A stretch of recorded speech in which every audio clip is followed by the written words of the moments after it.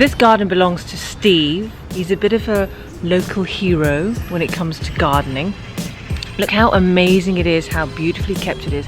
He works really hard to keep this garden looking gorgeous. Whenever we go to the farmer's market on a Sunday, we always walk past here and admire the wonderful garden. It's calming and it's beautiful to look at. But let me show you quickly what the space looks like when you do not tend to it, when you do not cultivate it. Come with me.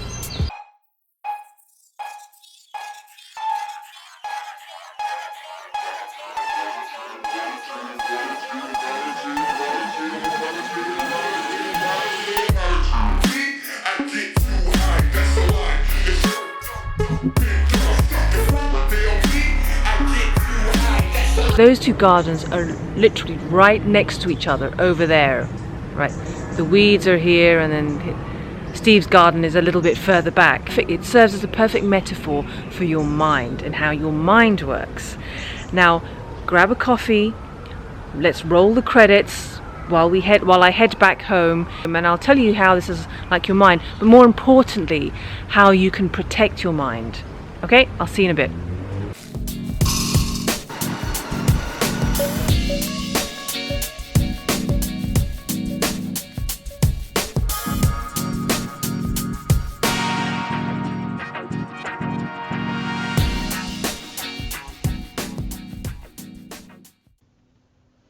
So the reason I showed you the nurtured garden and the weeds is it serves as a perfect metaphor for your mind and what I'm about to share with you. Whereby if you don't tend to your mind, if you don't nurture it, if you don't cultivate it, the way Steve does with his glorious garden, your mind will sprout a forest of weeds.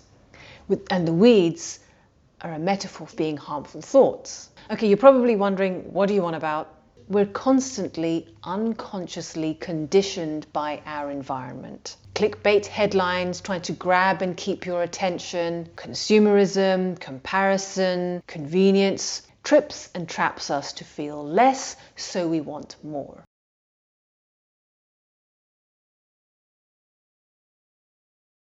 There's this overarching reason why we are controlled, and it's to do with how our brain is designed. Our brain is built with a greater sensitivity towards negativity.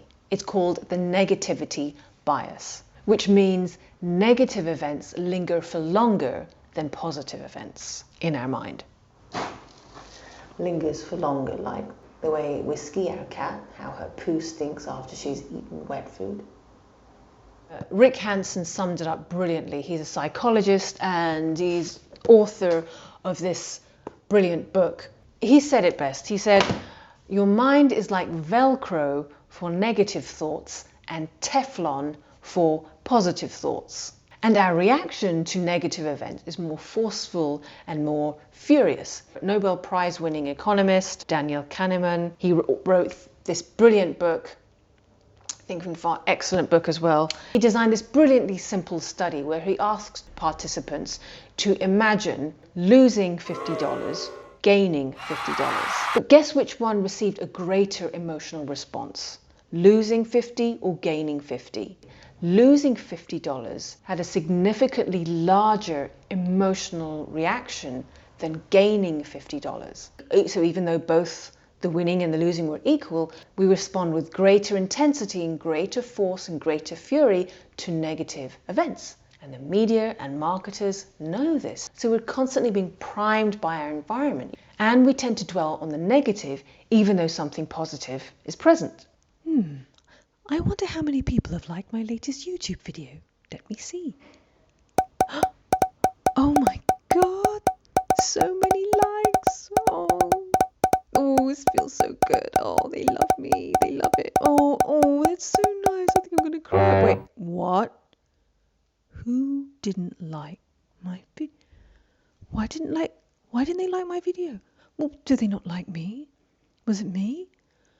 Do they not? What? I don't understand. Oh no, maybe I should stop making videos. Who the fuck didn't like my video?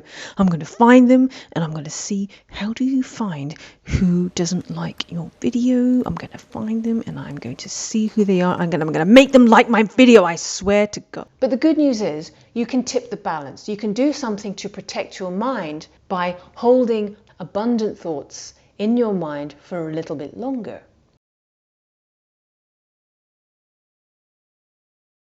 And that's why over 13 years ago, I made gratitude a daily practice. I used to worry all the time. My mind would be chattering as soon as I get up till I go to bed, and it felt like I was carrying the world on my shoulders. So that's why I started this daily practice of gratitudes. See, in a world that's constantly feeding you fear and negativity, you begin to look at the world through fear-tinted glasses. You see everything as something to be afraid of. You become resentful towards people.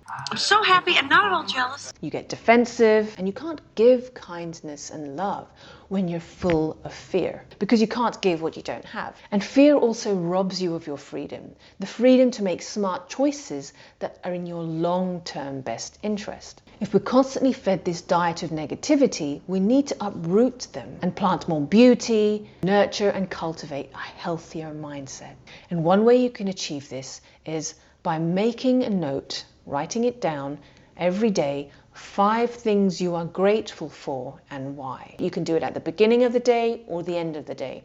You decide, but just get started listing from your day 5 things you are grateful for. And I recommend picking different areas of your life: work, relationships, your health. I also recommend nature being one of them, and something else. So 5 different topics every day. For example, yesterday would be grateful for booking a new keynote speaking opportunity. I'm so grateful Jennifer made me iced matcha latte. So good. So we have a little terrace out there. It gets baking hot in here. So I'm sitting out there and you can just feel the air whooshing through in my armpits, and it was amazing. I'm grateful for my healthy, strong back, and I'm also grateful for seeing the way the light bounces off the tree.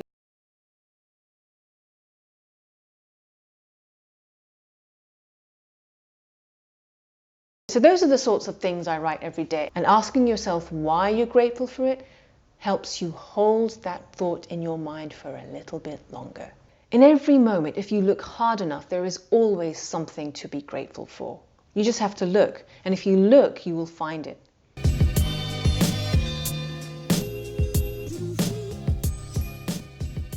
If you don't proactively cultivate a healthy and harmonious mind by planting seeds of gratitude, it will sprout a forest of weeds. And these weeds stunt your personal development and they stress your health. So plant more abundant seeds to crowd out the weeds. I'm curious, what are you grateful for right now? Tell me in the comments below, I'd love to know. Thanks for watching Coffee and Wisdom. I'm Anise Kizelbash, and I'll see you in another episode.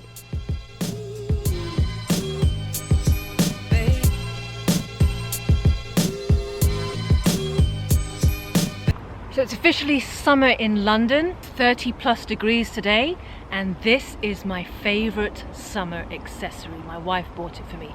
It's a sun umbrella. Makes me feel like Rihanna.